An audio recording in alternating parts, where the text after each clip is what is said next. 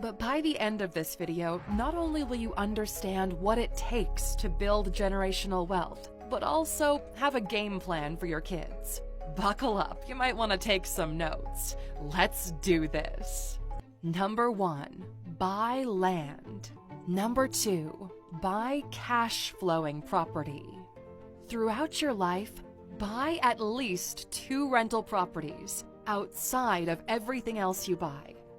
Number 3, build an evergreen business. An evergreen business has made money in the past, makes money now, and will make money long after you're gone.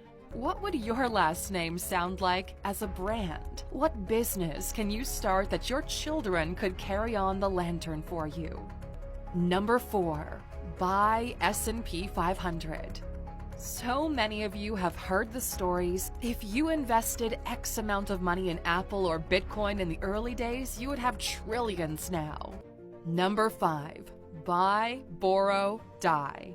1, what you buy. 2, what you do with it. And 3, what happens to it when you die. That's it. Now, there is a right and wrong way to do this. So here's how to do it right. Step 1. Buy things that hold and appreciate in value over time. We've got this covered so far. You know what an asset is.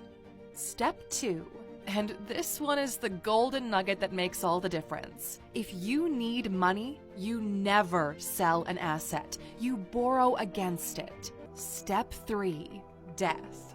At some point, you will die. Ideally, you want to leave all this wealth to your kids and grandkids. Number 7, buy and hold gold, silver, and gemstones. Number 8, buy and hold art or other things that people would pay for. A person who can't earn for themselves cannot hold on to wealth. But look, you're under no obligation to pay more tax than you're legally required. Number 10, you perpetually compound wealth and knowledge. First, you learn, then you remove the L. Compound interest is the 8th wonder of the world. He who understands it, earns it. He who doesn't, pays it. Number 11, marry well. Number 12, mentor your kids to take over the business or build bigger than you did. 30% of family businesses are passed down to a second generation. It sucks, but it's the truth.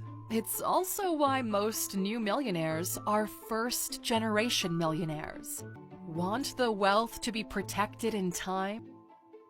They're called trusts, and rich people use them all the time. Number 14. Allow children to only withdraw no more than 5% per year out of the trust.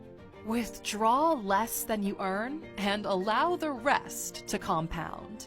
By the time you die, let's say at 85 years old, your children will be in their 50s or 60s. They will already have their lives figured out. So the inheritance in your will isn't really for your children. Instead, it's for your grandchildren. Your legacy will be determined by how well you instill your children with the right values so that their children won't screw everything up.